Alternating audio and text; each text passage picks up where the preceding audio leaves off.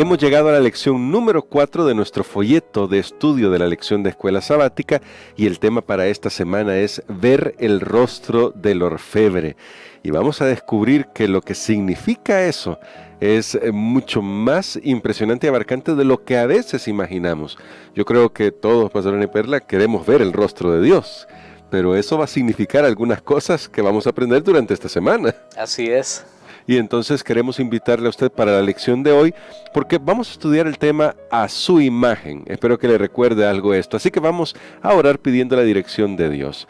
Querido Dios y Padre eterno, tú eres nuestro ayudador y necesitamos tu gracia, necesitamos de tu espíritu y discernimiento para poder comprender estos temas y aplicarlos a nuestra vida. Lo rogamos en el nombre de Jesús.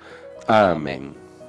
Pastor Ana y Perla, comenzando con el título, a su imagen, eso creo que a todos nos recuerda algo que casi que acabamos de terminar de estudiar, el libro del Génesis, y nos recuerda que cuando el hombre y la mujer salieron de las manos del Creador, fueron creados a su imagen.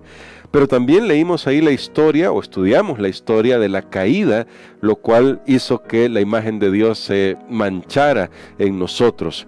En ese sentido, y en armonía con lo que estamos estudiando, Pastor, ¿qué sentido tienen las pruebas, considerando que al parecer hay varios textos, y se nos cita uno en la lección de hoy, ya lo vamos a ir tocando, que nos hablan sobre el propósito de restauración de la imagen de Dios en nosotros? ¿Cómo eso se logra? Por medio de las pruebas. Muy bien, creo que la lección de esta semana se va a enfocar en los crisoles de purificación. En la semana pasada estuvimos estudiando más acerca de los crisoles de la madurez, aquellas pruebas que vienen porque estamos en nuestro crecimiento acerca del conocimiento de Dios. Pero ahora es la purificación, que el fin último, tal como usted lo mencionaba, es reflejar en nuestra vida la imagen de nuestro Dios. Así que para que esto sea posible, después que el pecado ha permeado nuestras naturalezas humanas, son necesarias las pruebas. Esto a mí no me gusta decirlo así, no es algo agradable o placentero, pero tenemos que reconocer que nos hemos alejado tanto de la imagen de Dios que va a ser necesario, como vamos a estudiar, que las pruebas y las dificultades sean parte también de nuestra vida diaria. Muy bien, bueno, en la lección se cita un pasaje que se encuentra en Romanos 8:29 y está muy interesante porque dice así: porque a los que antes conoció, también los predestinó para que fuesen hechos conforme a la imagen de su Hijo, para que Él sea el primogénito entre muchos hermanos. Este es el texto de lo que queríamos comentar sobre la imagen de Dios. Pero entonces, Pastor, ¿cuáles son las áreas de nuestra vida? Tal vez la pregunta pueda resultar un poco extraña, pero ¿cuáles son las áreas de la vida que se fueron afectadas, que fueron desfiguradas por el carácter, quiero decir, por el pecado en nuestro carácter, que ahora Dios tiene que restaurar para que nuestro carácter vuelva a ser el que era? Muy bien, yo he mencionado una frase que se escucha mucho en los círculos teológicos y es depravación total. O sea, cuando entró el pecado en este mundo, al principio Adán y Eva les parecieron cosas más bien fantásticas. Ellos sintieron que estaban entrando en una nueva esfera de existencia, pero más bien se quedaron sin su vestimenta y comenzaron a sentir temor. Y de ahí realmente eso afectó toda la naturaleza del ser humano, su cuerpo, su mente y su espíritu se degradaron. Ya no pudieron reflejar la imagen de Dios. Ya el amor no era natural para ellos, la bondad, el interesarse en los demás, sino que entró el egoísmo, el orgullo, la ambición, las luchas, todas esas cosas. Ahora bien, en este texto que hemos leído en Romanos, el capítulo número 8, es muy significativo porque el apóstol Pablo, para hacer un repaso general primero de la carta, recordemos que primero habla de la base de la salvación, que es la justicia de Cristo Jesús. Somos salvados únicamente por la gracia, no influyen nuestras buenas obras, no cuentan para esa salvación, tiene que ser totalmente la justicia de Cristo Jesús. Pero el apóstol Pablo más adelante, él añade que Dios no solo está interesado en nuestra salvación, de decir, bueno, yo te declaro que tú estás justificado, te declaro ya salvo, te he perdonado tus pecados y ahí se terminó todo. No, Dios está interesado en nuestro crecimiento, en que nuestro carácter nuevamente refleje lo que Él siempre quiso que fuera al principio. Por eso es que en la carta a los romanos, Pablo dedica casi la primera sección a hablar de la parte teológica, cómo Dios nos salva, pero luego hablar de la parte práctica, cómo vive el cristiano su vida de salvado. Y ahí es donde entran las pruebas, ahí es donde tienen una función, porque Dios está interesado no solamente en que nosotros nos salvemos, y lo vuelvo a repetir, sino que Dios está interesado en nuestro crecimiento como persona. Y ahora, Él nos ha puesto un modelo, y es lo que dice Romanos 8:29. A los que antes conoció, también los predestinó para que fueran hechos conformes a la imagen de su Hijo. Después que el pecado entró en este mundo, solo hay una persona modelo, y ese es Cristo. Amén. Solo hay una persona modelo, a quien nosotros tenemos que imitar, que tenemos que aspirar para llegar a ser semejante a Él. Solo es Cristo Jesús. Por más que usted admire a alguien, pues si es alguien cercano a usted, un familiar, un esposo, una esposa, un hijo, un compañero, no sé, de trabajo. Creo que cada vez van quedando menos seres humanos a quienes puedan admirar o que nos admiren. Cada vez es bien difícil porque todos estamos llenos de errores, pero si usted tiene que admirar a alguien, si usted tiene que desear ser como alguien, imitar a alguien, tiene que ser como Cristo Jesús. Amén. Él se yergue como el modelo para la raza humana. Y entonces la Biblia dice que lleguemos a ser a la imagen de su Hijo. Pero para llegar ahí nosotros tenemos que saber que las pruebas van a ser parte cotidiana de nuestra vida. De hecho, si nosotros vemos en este capítulo 8 del libro de Romanos, el versículo 17, para poner un ejemplo, y el 18, ahí vamos a ver que antes de llegar a este texto, de paso, antes de llegar a este texto, que Dios quiere que seamos conforme a la imagen de su Hijo, nos ha recetado algo antes, nos ha dicho nuestra realidad, también nos ha expresado posteriormente lo que dice el versículo 28, pero vamos a leer primero los versículos 18 y 19. 18 y 19, y dice así: tengo por cierto que las aflicciones del tiempo presente no son comparables con la gloria venidera que en nosotros ha de manifestarse, porque el anhelo ardiente de la creación es el aguardar la manifestación de los hijos de Dios. Muy bien, ahí está claro.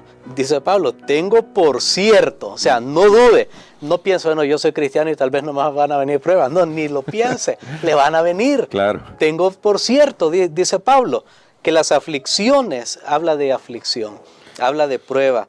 Él dice, es que esto es parte de lo que tenemos ahora, pero por supuesto, cuando nosotros veamos el futuro, nosotros sabemos que un día estas aflicciones se van a terminar, y entonces ahí es donde vamos al versículo 28, que es un pasaje, una promesa muy linda, muy conocida. Maravillosa, porque dice, sabemos, además, que a los que aman a Dios, todas las cosas los ayudan a bien.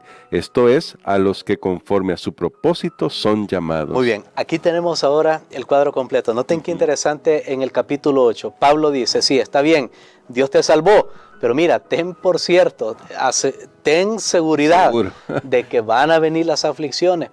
Pero en el versículo 28, claro, no podemos leer todos los demás textos, claro. Pero en el versículo 28 dice, a los que aman a Dios sabemos, noten otra vez una seguridad. Primero hay certeza de que hay aflicción, sí. Pero ahora viene otra certeza. Ahora viene otra cosa que yo tengo que saber, no solo de aflicción, porque tampoco es que en esta lección vamos a hablar, claro, ¿verdad? De conmiseración. Bueno, pobrecito nosotros, estamos en el crisol, estamos sufriendo y no pasamos. No, eso es una realidad, está bien. Pero también sabemos otra cosa, que es lo que sabemos, que a los que aman a Dios, todas las cosas les ayudan a bien. Entonces, en el plan de Dios de salvación, de la vida del cristiano que ya está salvo, cuando aceptó a Jesús, está salvo y usted tiene que estar seguro de eso. Amén. Pero en el plan de Dios, dice, todo lo que suceda en adelante es de acuerdo al propósito de Dios y Dios está al control y todo es todo. Todo es todo. Porque no pensemos, no, bueno, solo cuando fue aquella pequeña prueba, esa sí Dios estaba guiando, en esta otra no, me ha dejado solo, no. Dice, todas las cosas ayudan a bien. Así que esa es la seguridad. Y después entonces viene el siguiente paso, dice, ahora tú vas a llegar a ser, a reflejar la imagen de mi Hijo Jesucristo. Amén. Tenemos que pasar por ese proceso. Así que amigos, tenemos que acostumbrarnos. Si por un tiempo nosotros pensamos, bueno, que esto no iba a ser así, tenemos que saber, Dios me salva, vienen las aflicciones, viene la certeza de que hay aflicción, pero luego viene el conocimiento de que Dios está controlando todo el proceso y el resultado final es llegar a reflejar a Cristo Jesús. Amén. Bueno, y a propósito de eso que decía, pastor, bueno, de toda la explicación que nos ha dado, aparece una cita que está en total consonancia con lo que nuestro pastor nos estaba explicando, que se encuentra en el deseo de todas las gentes, y dice, la misma imagen de Dios se ha de reproducir en la humanidad. El honor de Dios, el honor de Cristo están comprometidos en la perfección del carácter de su pueblo. Pero entonces, pastor, ahora me resulta un poco abrumador, quizás esta cita, un poco abrumadora, porque dice acá Ellen G. White que la perfección del carácter de su pueblo es la que va a reflejar la gloria de Dios, porque ahí está comprometido el honor de Dios y de Cristo. ¿Cómo es que nuestro carácter puede hacer eso? Y cómo también, para ponerlo en el balance adecuado, esto no se refiere a salvación por obras, sino más bien a la realidad del gran conflicto que estamos viviendo. Correcto. Aunque van a venir las pruebas y las dificultades, no somos salvos por la manera, y creo que mañana lo vamos a, en la lección siguiente lo vamos a entender muy bien, no somos salvos por nuestras propias justicias. Esas van a venir, recordemos al cristiano salvado. O sea, yo tengo que tener certeza que estoy salvado. Van a venir aflicciones, yo voy a reaccionar de la mejor manera ante ellas, pero no es mi reacción la que me salva, siempre me salva y me cubre la gracia de Cristo Jesús. De hecho, ahí en Romanos 8, no tuvimos el tiempo, dice el Espíritu, y habla cómo el Espíritu gime, cómo el Espíritu intercede. Dice, gime con nosotros, aun cuando yo estoy en las pruebas, ni siquiera sé qué decirle al Señor, a veces ni siquiera ya quiero decir una palabra, pero ahí entra el Espíritu, o sea, no es nuestra fuerza, es siempre el poder de Dios. Pero en esta declaración lo hace más claro, porque noten, el honor de Dios, el honor de Cristo están comprometidos en la perfección del carácter de su pueblo. Y yo digo, aleluya, amén, porque Dios se ha puesto esta tarea a Él.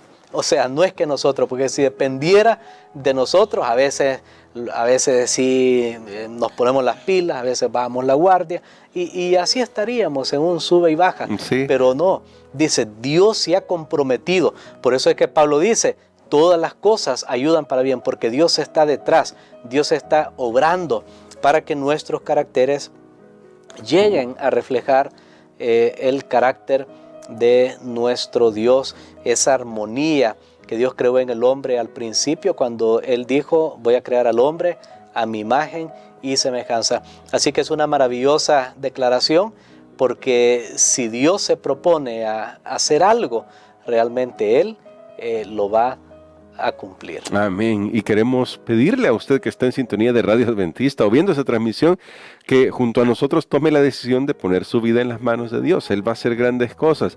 Hay un gran conflicto, solo hay dos bandos.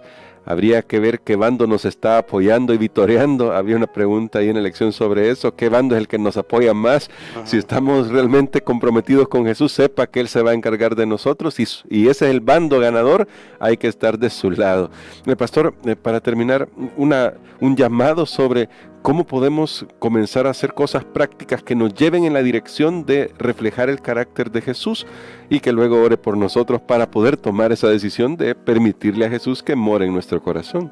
Amén. Bueno, creo que la palabra clave es reflejar, y para reflejar hay que contemplar. Se ha dicho, por ejemplo, que una pareja de esposos que se llevan bien, a largo plazo llegan a parecerse. Sí. A veces se piensa son hermanos, porque tienen ya como los mismos hábitos, los mismos ademanes. ¿Por qué?